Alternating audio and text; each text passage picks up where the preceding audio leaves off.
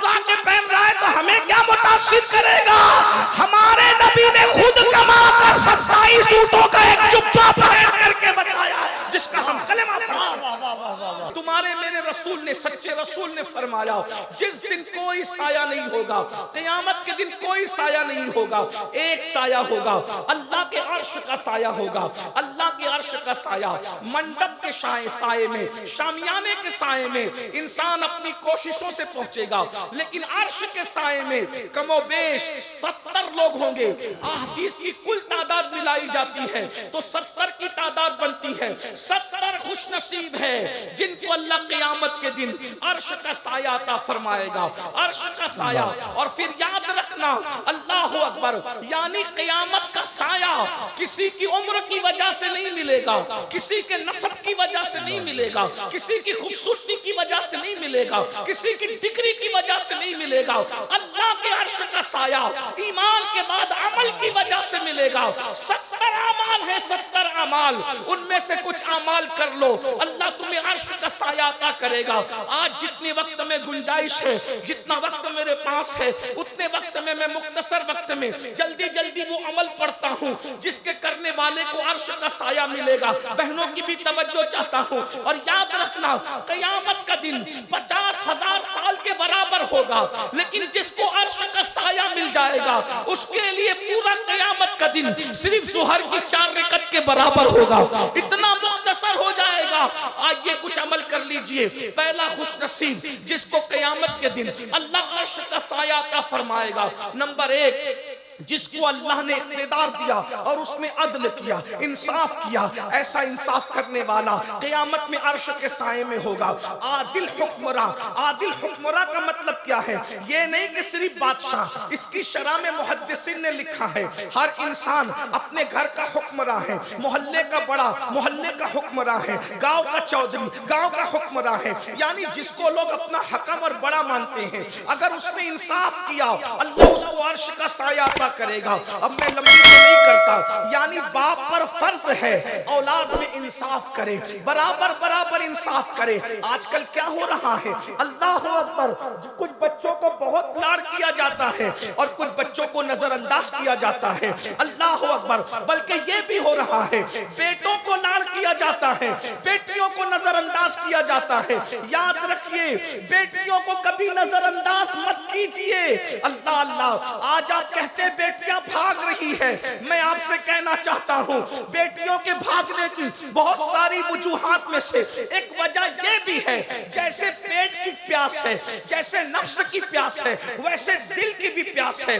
पेट को प्यास लगती है, पानी चाहिए, पेट को भूख लगती है, खाना चाहिए, नफ्स को प्यास और भूख लगती है, कोई हम जिन्स चाहिए। और उसके बाद अल्लाह अकबर, यानी हम जिन्स से मुराद कोई अपने जैसा इंसान चाहिए जिसको अल्लाह तबारक व तआला ने हलाल किया हो। और जब दिल को प्यास लगती है तो प्यार चाहिए, मोहब्बत चाहिए, उनसे चाहिए, उल्फत चाहिए। तो याद रखना, दिलों की प्यास है प्यास।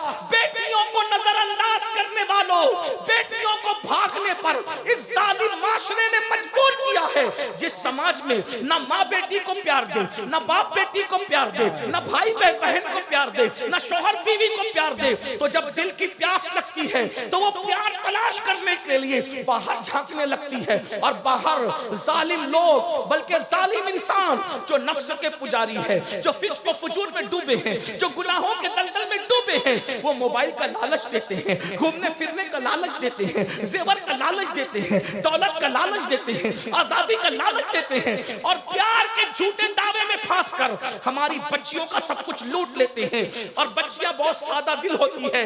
याद रखना, आज से 50 साल पहले तक कोई रिकॉर्ड नहीं है कि किसी भिखारी की बच्ची भी भागी हो। वजह यह है कि बाप गरीब होता था मगर सुन्नते मुस्तफा समझकर अपनी बेटी को प्यार दिया करता था। जब तक हम तकबीर, नारे रिसालत, मज़हब इस्लाम, अज़मत इस्लाम, जब तक हम बेटियों को प्यार देते रहे, हमारी बेटियां किसी बादशाह का हाथ पकड़ करके नहीं भागी। जब से हमने प्यार देना बंद कर दिया है, जूते सिलने वाले का भी हाथ पकड़ कर बेटियां भाग रही है, चप्पल सिलने वाले का हाथ पकड़ कर भी बेटियां गई है। ऐ जालिम माशरे के लोगों, सिर्फ दाढ़ी रखना सुन्नत नहीं है, सिर्फ टोपी पहनना सुन्नत नहीं है, सिर्फ मिसवाक करना सुन्नत नहीं है, इत्र और सुरमा लगाना सुन्नत नहीं है। जब बेटी आ रही हो उसके लिए उठ के खड़े हो जाना, यह भी मुस्तफा की सुन्नत।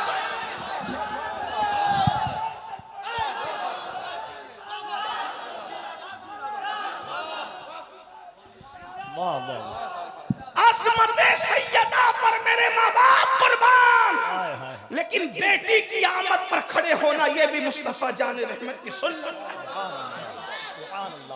पीर के हाथ चूमे जाए ये अपनी जगह है, लेकिन बेटी का माथा चूमना मुस्तफा जाने रहमत की सुन्नत है।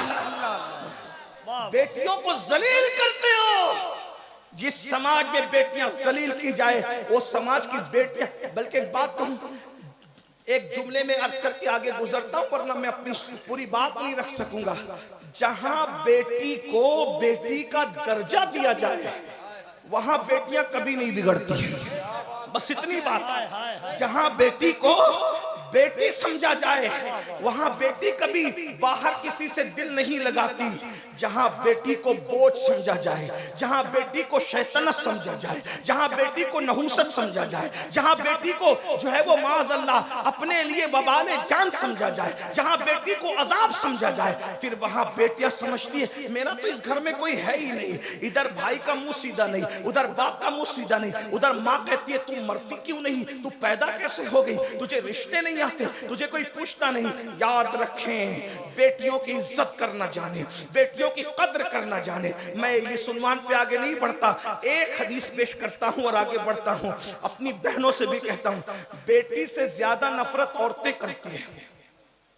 ये समाज का बहुत बड़ा अलमिया है। बेटियों से सबसे ज्यादा नफरत औरतें करती है। मेरी बहनों, ये सीरियल, नहूसत और फिल्मों की वजह से है।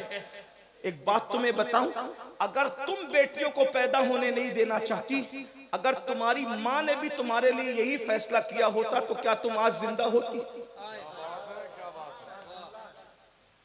बेटियों को बोझ मत समझो, बस इतना समझ लो। हदीस पाक में आता है, अल्लाह के रसूल अलैहिस्सलाम फरमाते हैं, जब बेटी किसी के घर में पैदा होती है उस घर में फरिश्तों का नुज़ूल होता है और चारों तरफ से फरिश्ते उस बेटी को घेर करके कहते हैं, ऐ कमजोर जान से पैदा होने वाली कमजोर जान, जब तक तू इस घर में रहेगी हम तेरे साथ रहमत के फरिश्ते इस घर में मौजूद रहेंगे। यानी बेटों की पैदाइश के बाद तुम्हें किसी न किसी तावीज की जरूरत है रहमत के फरिश्तों के लिए, लेकिन बेटी की पैदाइश ऐसा तावीज है कि जब तक बेटी घर में रहेगी रहमत के फरिश्ते उसके साथ रहेंगे। अगर रसूलुल्लाह की बात पर यकीन है तो रसूलुल्लाह ने फरमाया कि जब तक बेटी घर में रहती है पैदा होने के बाद से रहमत के फरिश्ते उसके साथ साथ घर में, तो औलाद के साथ इंसाफ करो, अदल करो, अपनी बेटियों पे जुल्म मत करो, बेटों पर भी मत करो, बेटों को भी नजरअंदाज मत करो। एक बात कहूं, आजकल बेटों को भी कहीं कहीं नजरअंदाज किया जाता है, बेटों को भी मत करो, इंसाफ करो। कैसा इंसाफ? उम्मुल मोमिनीन सैयदा आयशा सिद्दीका की बारगाह में एक औरत आई, सैयदा ने उसको एक खजूर दी, खजूर देने के बाद उसके साथ दो बेटियां थी। सैयदा आयशा सिद्दीका की दी हुई खजूर को उसने बराबर बराबर दो टुकड़े किया और दोनों बच्चियों में तकसीम कर दिया। सैयदा आयशा को बहुत हैरत हुई, रसूलुल्लाह तशरीफ लाए सल्लल्लाहु अलैहि वसल्लम, तो आका से उन्होंने अर्ज की, आका वो औरत को मैंने खजूर दी, उसने बराबर बराबर तकसीम कर दिया। आका फरमाते हैं अगर वो ऐसा न करती तो क़यामत के दिन अल्लाह उससे सवाल करता कि उसने दोनों बेटियों को बराबर बराबर खजूर क्यों न दी। अब तवज्जो करें आप, कभी लोग बड़ी बेटी को ज्यादा चाहते हैं तो बहुत देते हैं, छोटी को नजरअंदाज कर देते हैं, छोटी को चाहते हैं तो बहुत देते हैं, बड़ी को नजरअंदाज। लेने देने में इंसाफ, बस एक चीज में छूट है, एक चीज में, दिल पर तुम्हारा कब्जा नहीं है। किस औलाद के लिए अल्लाह दिल में कितना प्यार पैदा कर दे ये अल्लाह के इख्तियार में है, जो अपने इख्तियार में उसमें हमें अदल करना है।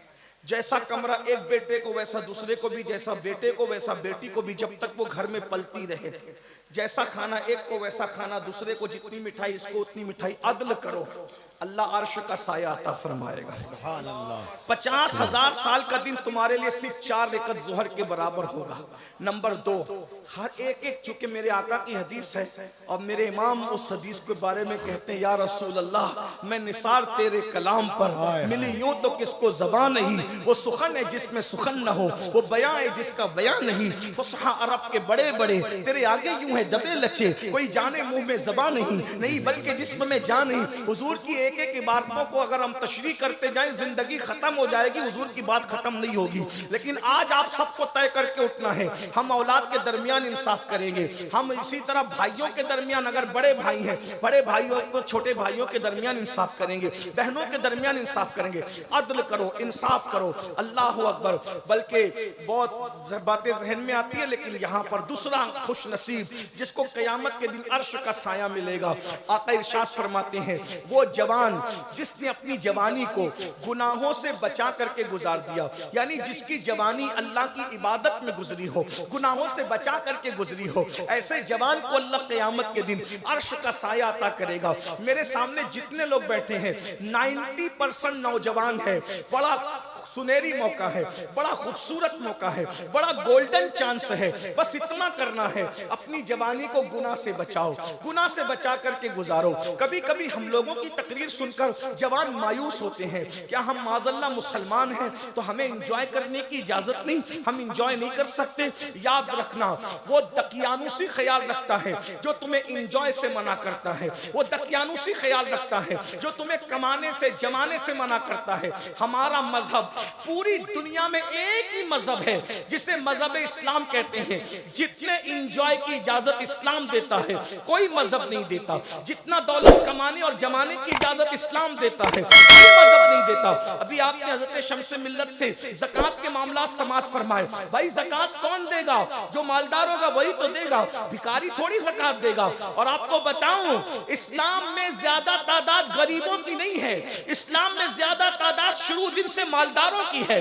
दौरे फारूकी में एक बंदा यमन से ज़कात की रकम लेकर के चलता है और मदीने मुनव्वरा तक गरीब ढूंढता है, गरीब तो गरीब यमन से लेके मदीने मुनव्वरा तक फारूक आजम के दौर में कोई गरीब नहीं मिलता ताकि जिसको ज़कात दी जा सके। तो पता चला जितने मालदार हम थे, हम हैं, कोई हो नहीं सकता। 1857 से पहले कलकत्ता के एक मुसलमान ताजिर के घर में जितनी दौलत होती थी, बर्तानिया के शाही खजाने में उतनी दौलत नहीं होती थी। अंग्रेज पागल था जो इंग्लैंड छोड़ के इंडिया आया था, इंडिया में उसको दिख क्या रहा था? क्या बात है? सोने की चिड़िया किसने बनाया था? सोने की चिड़िया तुमने बनाया था, मगर कब तक ये भी बता दो। इंजॉय करो, भरपूर इंजॉय करो, दौलत कमाओ, अच्छे कपड़े पहनो, अच्छे चप्पल पहनो, अच्छे जूते पहनो, अच्छे मोबाइल, अच्छी गाड़ियां, अच्छी सवारियां, अच्छे इत्र, अच्छे खुशबू। बल्कि बात कहूं, अल्लाह ने दिया है तो इतना कीमती पहन के निकलो कि अगर बस में बैठो तो बाजू में बैठने वाले को अपनी औकात याद आना चाहिए कि अब भी ये कुछ है। इज्जत से जियो, सर उठा के जियो, वकार के साथ जियो। अल्लाह अकबर। किसने कह दिया कि पेवन वाला पहनना, रूखी सूखी खाना ये इस्लाम है? वो दीन समझा ही नहीं बेचारा, जिसने रूखी सूखी को इस्लाम करार दिया है, जिसने पेवन वाले को इस्लाम करार दिया। याद रखना, रसूलुल्लाह ने अगर पेवन का लिबास पहना है तो सिर्फ उनका ख्याल करके, जो उम्मत में 2.5% गरीब होंगे उनका ख्याल करके। क्योंकि अगर हुजूर पेवन वाला नहीं पहनते तो मुझ जैसे गरीब लोग कहते मैं रसूलुल्लाह ने तो बहुत कीमती पहने, अब मैं कीमती कहां से लाऊं क्योंकि मेरी औकात नहीं है। तो रसूलुल्लाह ने 2.5% हम जैसे गरीबों का ख्याल करते हुए कभी पेवन वाला पहन लिया, और मालदारों का ख्याल करते हुए 27 ऊंट देकर एक जुब्बा खरीद करके बता दिया कि माल मिले तो कीमती पहनना भी मुझ मोहम्मद की सुन्नत है, और ना मिले तो पेवन वाला पहनना भी मोहम्मदुर रसूलुल्लाह की सुन्नत।